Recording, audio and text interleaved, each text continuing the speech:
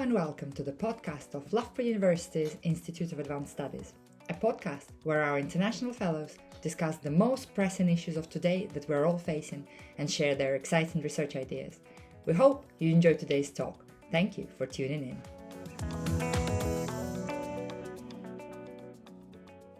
Good morning, everyone, and welcome to the International House.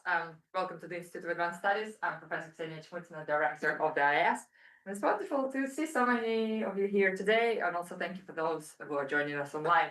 This is day 3 of UNESCO Chair's related activities. We're kind of going strong, fueled by caffeine mainly and intellectual enthusiasm, but it's really been fantastic. The conversations that's been happening in the IAS and within the university this week have just been exciting, and this is exactly what IAS is always hoping for, to encourage the interdisciplinary, creative, curious conversations that really bring different people and different disciplines together. So definitely a success story this week.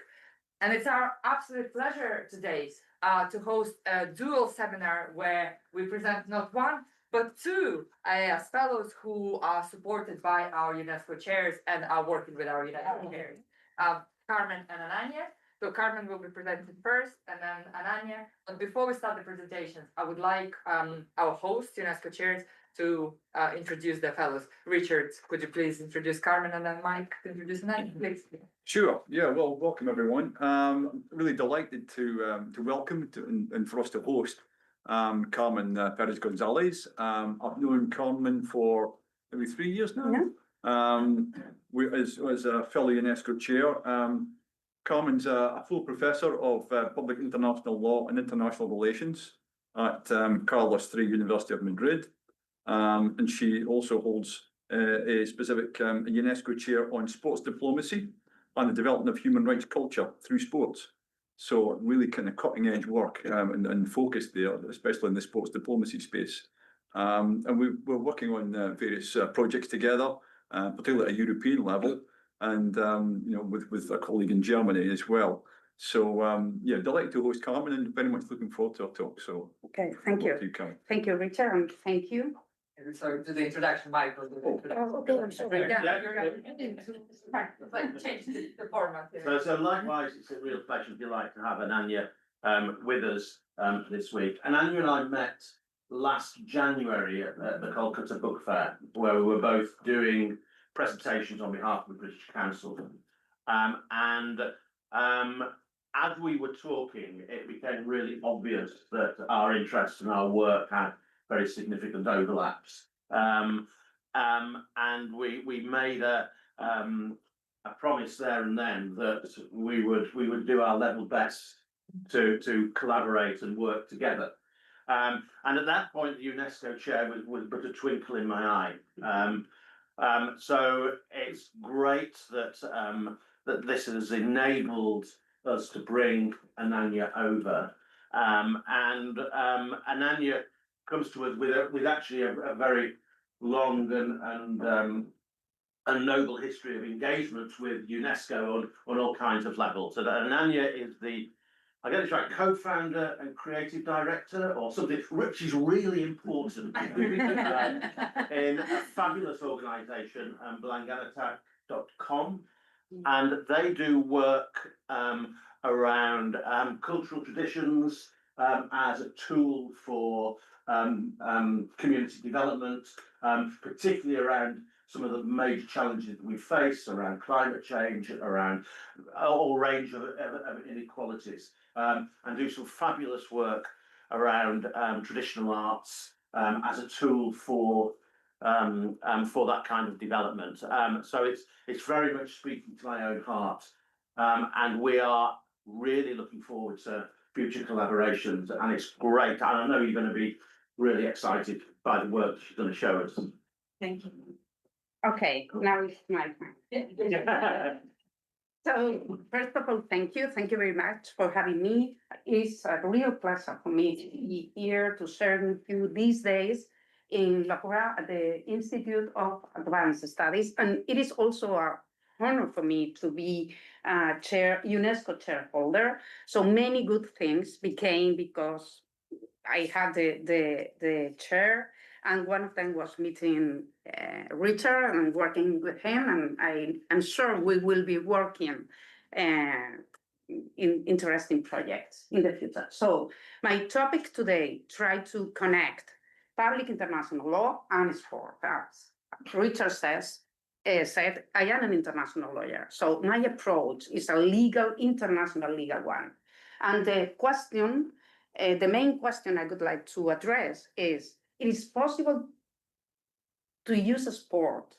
Do we want to use a sport as a means to ensure compliance with international law? So that will be the main topic, the main questions I would like to address today. I have some slides. I promise I won't be talking for more than maybe 30 minutes, and then I will be happy to take your questions and suggestions, because these are for me real questions. I mean, I'm not sure about the answers. So I can see positive aspects of using sports as a tool to ensure compliance with international law in the face of a gross violation of international law. We will be talking about these kind of examples. So I can see some positive effects of that, but I can see also some negative aspects of boycotts, sporting sanctions. We will be talking about that. So I'm really interested in your opinion and your questions and your suggestions, because this is for me also work in progress. So I'm drafting a paper, trying to write something meaningful. So there is a role for sports in international relations. I think this is an easy question. Yes, there is. And we have plenty of examples of how sport is used to meet development goals, to ensure human rights, which at the same time are objectives of public international law: ensure development, sustainability, protection of human rights. And sport, in many senses, has proved to be a very valuable tool for that. But I would like to focus on the opposite side. In the face of a gross violation of human rights, and I think we will be using Russia and the invasion of Ukraine as an example, because this is a real example. Something happened, many things, unexpected things, I would say, happened after the invasion of Ukraine by Russia in 2022. So we will be using a real example, but we have plenty of examples in mind of how public international law has been violated by different states now and across times. So when we have a state violating international law, really committing a gross, serious violation of international law, should be a sport a means to ensure compliance? Can we find any way to use a sport as a way of force the state, Russia or other examples you have in mind, to get back to international legality? This is the question, okay? And international law, I mean, we have different mechanisms in international law to force compliance. We will be talking, how many of you have a law background? Okay, that's easy for me. Different mechanisms in international law to force compliance in the event of a violation of international law. We have retortion measures. I will be explaining something more about that. We have countermeasures and we have sanctions, okay? So we will be analyzing if it is possible to use these mechanisms to ensure, in the sporting domain, to ensure compliance of international law. And when we examine this topic, we can't forget neutrality in sports. So this is something that, I mean, all of you are aware of. I mean, when international event, a sporting event, is holding Qatar, for instance, there are human rights issues there. Okay, is that okay? Are you doing this? Do you really want to, or the Olympic Games in some country where human rights records are okay, like minimum. Do you IOC want to do this? Do you want to celebrate sport in countries where the human rights are violated? And in the case of Qatar, for instance, these violations of human rights were committed, for example, when workers were building the infrastructure to have the matches. So, and the answer we get from IOC, FIFA is, this is not my business. I'm not the United Nations, so I don't have to solve international problems related to corruption, human rights, use of force. This is not my business. So I'm here for a sport, to celebrate the sport, blah, blah, blah. And this is my question. It is true, should be true. Should we keep a sport outside this international framework headed to compliance with international standards? And this is neutrality. So neutrality is a flag, it's an umbrella for international federations and the sporting ecosystems to say, okay, no, I understand there are human rights issues there and there, but this is not my business. My business is a sport. So it is a limit, it is an obstacle, or maybe after the invasion of Ukraine by Russia, where we saw a very fast reaction, not only from states, but also for international federations and international sporting organizations, maybe we're talking of a myth now, neutrality in sport. So very briefly, because I think it's, you have to maybe know that when we talk about regulation and governance of international sports, we have to take into account two sets of actors and two different sets of rules. We have private actors. So the sporting ecosystem, the sporting rules are approved or adopted or elaborated and applied by private and public actors. So we have public and private boards. So international federations, for instance, they are in charge of the organizations and regulation of an sporting discipline. So FIFA football, FIBA basketball, World Athletics. So when it comes to the organization and governance of and sporting disciplines, we have to look at this private set of rules and norms. And I think it works. It's a good solution in general. So how many players should be filled? 11, 12? This is something the sporting organization should decide, okay? They know the sport. But sometimes the decisions they make have, so to say, influence in human rights. For example, who will be eligible for female competitions? This is an example. This is a piece of this private set of rules. So you are a woman, you are not a woman, you have to have this degree of testosterone in blood if you want to compete with other women.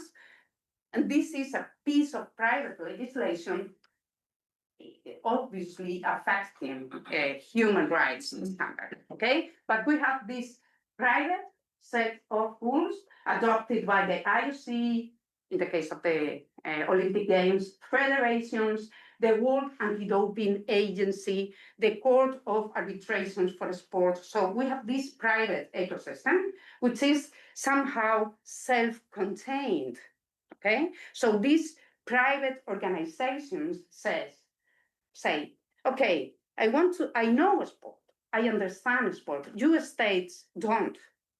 We understand what sports needs, so we will be elaborating our rules, we will be applying our rules, and in the case of a controversy, we will be solving our disputes. And this is the Court of Arbitration for Sport, like the last resort international arbitration tribunal to solve sporting disputes, okay? And at the same time, we have states and international organizations dealing with sport and health issues, sport and education, participation in sport, sport and equality, etc. So we have these two set of rules, and both rules can be adopted by national actors, states or national federations, and at the same time, international actors, the IOC, the international federations, and international organizations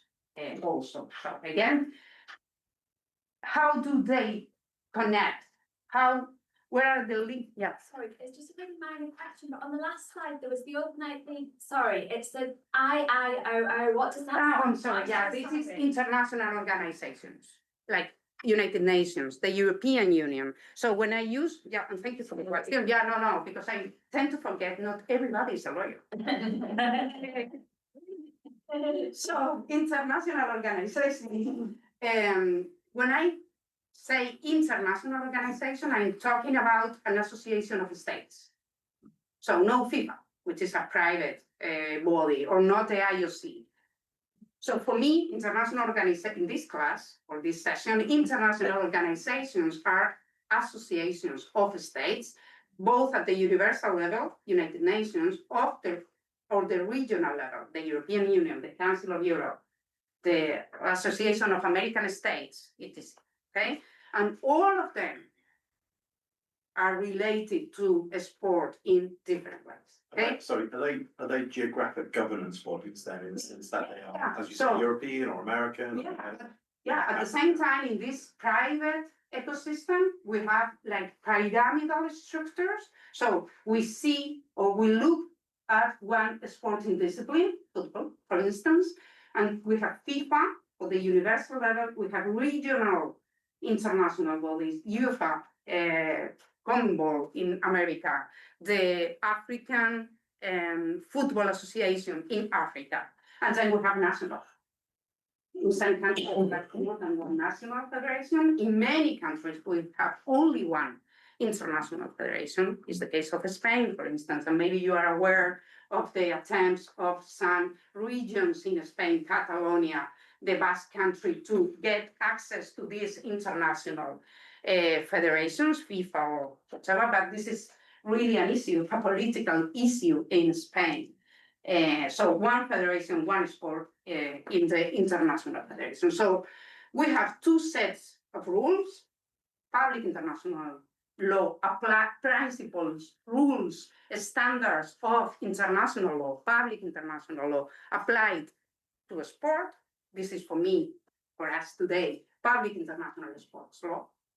And we have the rules adopted by the private ecosystem, FIFA, the IOC, the National Federation, the World Anti-Doping Agency, the Court of Arbitration for Sport, and this is Lex Sportiva, the lex they elaborate and apply for regulating sport, okay? And you have some, because we're academics, we love definitions, so you have some definition to make it clear. My explanations, you have some definitions there. This is the private side, so the body of sports law generated by the sports movement and applied globally by the Court of Arbitration for Sport. And we have also the public sphere, the public set of rules, which is a branch of public international law, the principles, rules, standards of public international law, decided by states that are international organizations that can be applied or maybe should be applied to a sport. So after this context, so to say, we have examples of the relationship between the public and the private sphere when it comes to my first question. Should we use sport in the face of or in the event of a gross violation of human rights to try to convince or to force or to put pressure on the state that is violating human rights or international law in general to come back to legality? So from the public perspective, you have there some examples, and they are recent. They are, yeah, more or less recent. In January 2021, the 27 EU sports ministers said to the European Commission, we have to do something about organizing sporting events in places where human rights are not really like safeguarded, okay? And you have there, I won't read the slide, but maybe if you are interested, you can share with anyone the slides. So you have there the 27, this is a political statement. 27 ministers saying the European Commission, you have to figure out something to adopt a coherent position when it comes to the participation in mega sporting events in these kind of places. More obvious, I think, was the resolution of the European Parliament adopted in September 2021, calling for a boycott in China in the Olympic Games in China. So the recommendation was not sending any political representative from the States and the European Union level to the opening ceremony, for instance. We don't want to, you shouldn't take part of that. And our example today will be Russia and Ukraine. What happened after the invasion of Ukraine in February 2022 in the domain of sport? Other things happened, but we will be focusing on how was the reaction of states, international organizations, and also the sporting ecosystem. So from the public side, we have different statements adopted by a number of states that they say they belong to a collective of like-minded nations. So they, I don't know what that means, but they are like global north, maybe. Yeah, I think it's global north. It is the 27, the UK, Australia, Canada, US. So it is more or less the global north, but maybe global north is not so politically correct, I don't know. So they decided to name themselves, we are a collective of like-minded nations, okay? So they adopted 4 different statements, 2 in 2022, so immediately after the invasion, and 2023. And you have there some of the recommendations, which is Russia and Belarus should be isolated in the sporting domain. This is the summary of, and the ones adopted in 2023 are similar, okay? So we should impose sanctions. We shouldn't permit the participation of Russian and Belarusian athletes in mega sporting events at the international level. We shouldn't admit Russia and Belarus organizing any international event in Russia and Belarusian territory during the time of the invasion. So where is neutrality here? Because who is participating in a sporting event? Both at the individual and at team level is decided by Lex Sportiva. So if a specific athlete or a specific team is going to participate in an international event, this is something that is based on rules, but private rules, the ones adopted by the organizations. And these are the states saying, no Russia and Belarus, because Russia did something really, really wrong, okay? So again, the question is, neutrality, it is excuse, should be overcome, because this is really serious. Invading states is something you shouldn't know. So we put a sport to come back to the reality or not. These are the questions, okay? So again, international law, what Russia did in February 2022 was a gross violation of a very important rule of international. It's not the only one, okay? But we will focus on Russia. And yeah, because it's the thing of double standard always. But if we focus on Russia, we know that the prohibition of the use of force is a peremptory norm of international law. Is what we call use cogens rules. So it is mandatory. You can't use force armed force in international relations to get what you want. I mean, this is prohibited by customary law. This is prohibited under the UN Charter, and it's a peremptory norm of general international law. So international law imposes specific obligations on states when or in the face of such a violation, kind of violations of human rights. So if we have one country, one state, Russia, violating a jus cogens norm by invading Ukraine, we have to look at this, because the name in English is International Law Commission draft articles on responsibility of states because the commission of internationally wrongful acts. So invading a state is an internationally wrongful act, and there should be consequences.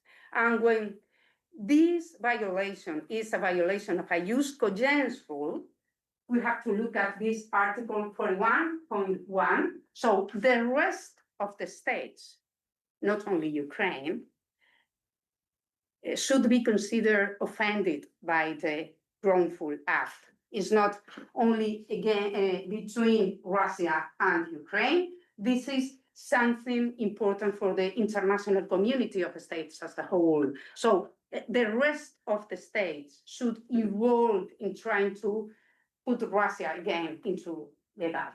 Okay? So states shall cooperate, the rest of states of the international community shall cooperate to bring an end, and through lawful means, so not using without the authorization of the Security Council, for instance, not using the force against Russia, by lawful means, any serious breach of an obligation arising under a peremptory norm of international law. So, which lawful means within the sporting domain? What can be done by states, okay? What can be done by states? And we have different, I told you before, different international law mechanisms to put pressure to use in these cases. Some of them are self-redress, so the states unilaterally can take some measures, and we will be distinguishing between retortion and countermeasures. And then we have sanctions. There is a different concept, because when we talk about sanctions, we are talking about an institutional response in international law, okay? So we have self-redress and institutional measures. Very briefly, so what is a retortion measure? It's something that is lawful but unfriendly. Okay, so imagine a country doing something you don't like, not you, a state doesn't like. So, okay, that's not nice. So I will recall my ambassador. And this is not illegal. You can recall your ambassador. There is not an obligation to have an ambassador in X or this or that country. So you recall your ambassador as a sign you are not happy with a state. Or you can postpone a state visit. So it is not mandatory to visit, or I don't know, Pedro Sanchez, for instance. It is not the Spanish Prime Minister. It is not an obligation to go to this country. So I will postpone because I'm not happy with this country. My question is, boycotts? Are they retortion measures? I mean, there is not an obligation to send your Prime Minister or the European Commission commissioner on sport to the opening ceremony there, but it is a political sign. Imagine that, the place empty of political representatives from Europe or the European Union or anywhere. Okay, so I think boycotts could be retortion measures. So it is not illegal, I think it's not illegal to decide not to go to, but they're unfriendly because these are really important events, not only from a sporting perspective, but also from an economical, political perspective. Okay, so we have retortion, they are friendly, they are legal but unfriendly. Then we have countermeasures that would be illegal, but they are not because they are taking in response to a previous illegality. So you do that, okay, I will do the same. You breach these treaty provisions that we signed. An international treaty is an agreement between states, okay? So we have a treaty convention, a covenant, protocol, whatever the name, we have a legal document producing legal effect. So we decided to sign a commercial agreement. So you have obligations, I have obligations. If you breach your obligations, I will be doing the same. This is a countermeasure, and they are limits to use these kind of mechanisms in international law.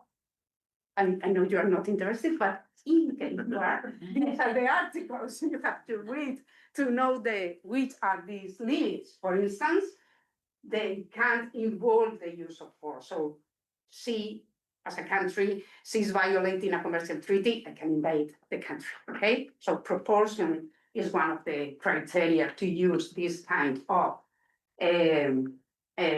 measures, okay? And then we have sanctions. And this is punishment. It's a very different kind of mechanism. So you violate international law, I will punish you. Commercially, culturally, with a sports sanction. So there is not in international law, we don't have a unique definition of what is a sanction. But the idea is they are purpose-oriented. So I want you to be back into legality. I will try to put pressure. I will try to force you. If not, I will punish you. Okay, and you will suffer the consequences of violating international law. A big question is who can decide. So in general, we international lawyers, we understand unilateral sanctions are illegal. So one country punishing, but we're talking about institutional sanctions adopted by the UN, and this is the case. Okay, the Security Council, I will be back to that. The Security Council of the United Nations have the competence because there is one international treaty, the UN Charter, giving this organ the possibility of adopting sanctions, even measures involving the use of force against a state that is violating international law. Okay, we'll be back to that in a minute. But the idea is unilateral sanctions are not legal under international contemporary law, but institutional sanctions are, and they can be adopted against a state or individuals. I don't know, in Russia that has been done, people around President Putin, with political influence, the European Union adopted certain sanctions, targeted, smart, they say, sanctions to focus on individual persons. And my question is, athletes, teams, they should be included under this umbrella of international or smart sanctions. And we have some examples of how international law had been used in the past with this purpose. Very briefly, because time is running, I will be focusing on two examples. First is the UN Convention Against Apartheid in Sports. And the second one is one example of UN Security Council resolutions at a sanction adopted in the sporting domain, okay? So I told you before, a convention is a treaty, it doesn't matter the name. So we only need the states signing in written a document saying, yeah, we are assuming this and this and this and these obligations. And we will be complying with these obligations in the future, okay? So you can have the UN Charter, it is an international treaty, even if it is called Charter. The European Convention of Human Rights, Convention, the UN Covenant on Civil and Political Rights, the Palermo Protocol against trafficking in human beings, it doesn't matter the name, but the legal significance, okay? So the UN Convention against apartheid in sports is an international treaty, imposing obligations on states regarding this topic.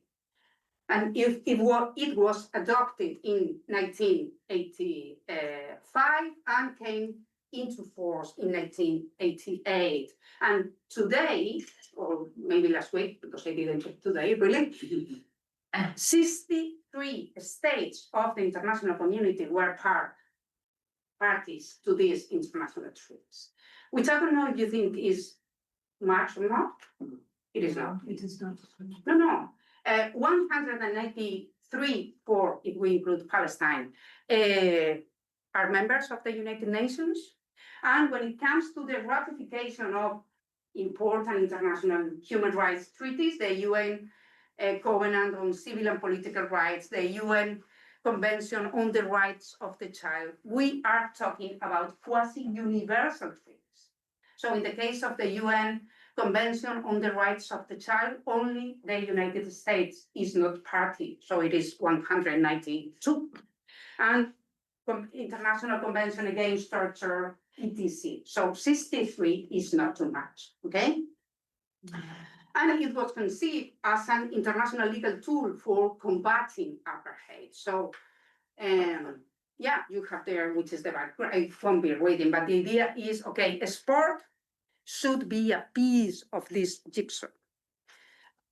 After apartheid in sport, a combination of measures were taken at the international level to put pressure against this political order. I don't know how to say, okay, because it's an international crime. So, and the world of sport wasn't absent of that international response or that international answer. Okay, so and the impact was really very meaningful because I mean, sport is really important in a variety of senses. So it was, I don't want to say more or less important than, but it was part of the international response against such a gross violation of human rights, okay? And you have here some of the key provisions. So I told you member states assumed certain international obligations by becoming parties of this international treaty, and these are some of them. We are talking about prohibition of sport contacts with this state, prohibition of financial assistance, entry restrictions, or even work in order to get these federations of this state expelled from international federations. So the question is, this is an international treaty which is in force, but should be a model for other gross violations of human rights. This is the question. The convention is there. Oh, sorry. And then we have UN Security Council resolution. So we have the UN Charter, the international treaty governing the life of this international organization that was constituted after the Second World War, as you maybe know. So we have different institutions.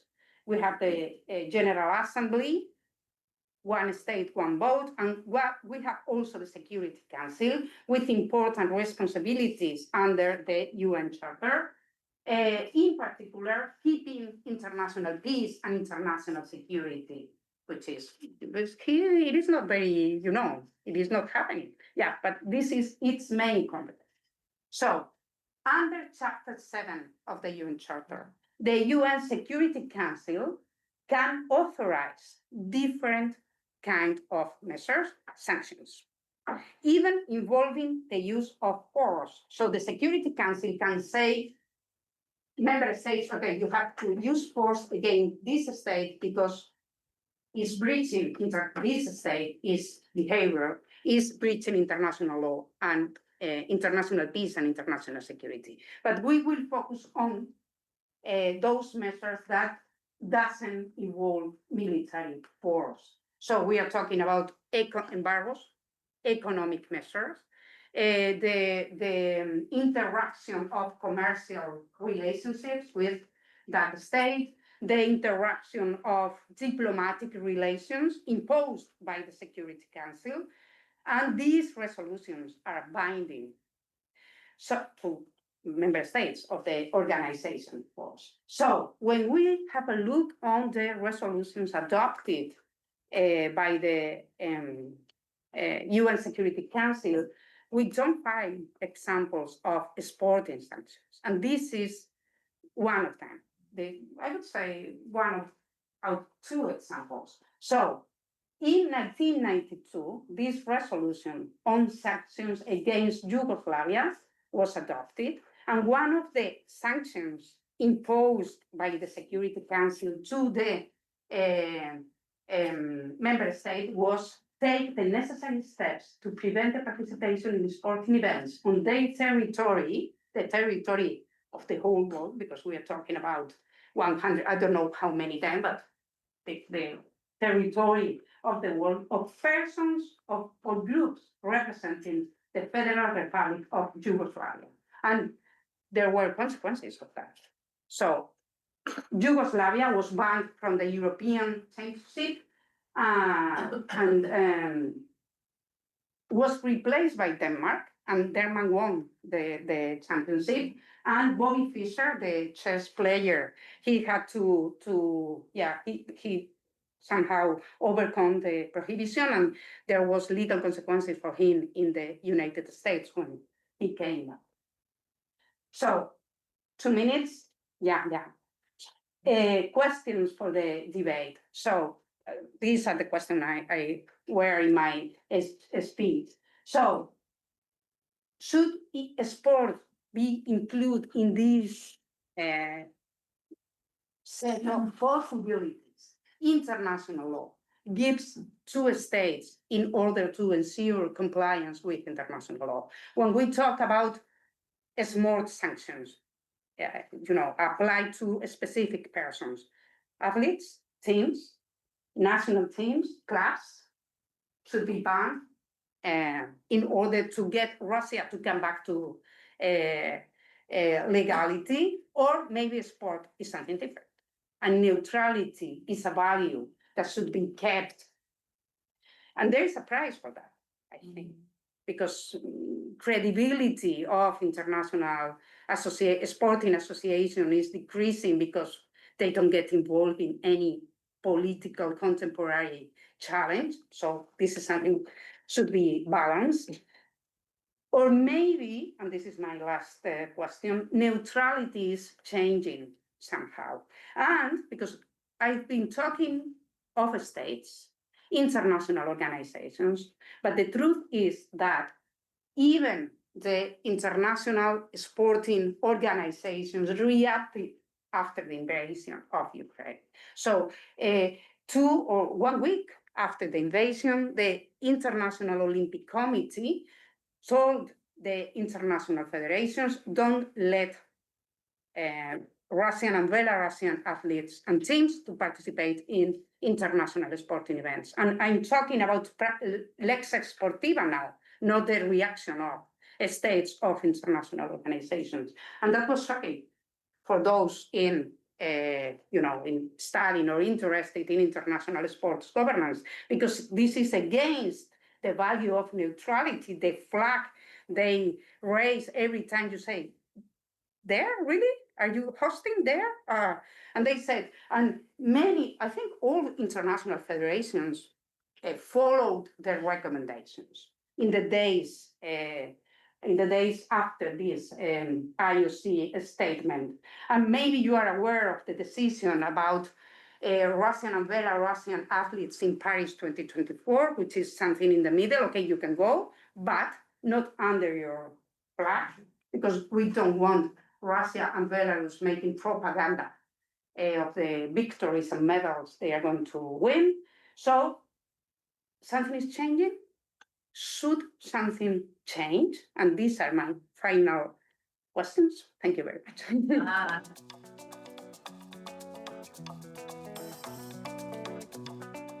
Thank you for listening to the podcast of Loughborough University's Institute of Advanced Studies. A quick reminder about how to stay connected. You can find us on Blue Sky, LinkedIn, and Instagram, and you can also watch the presentations on YouTube. The podcast is available on all the major platforms. Please download, share, and most importantly, subscribe. See you next time.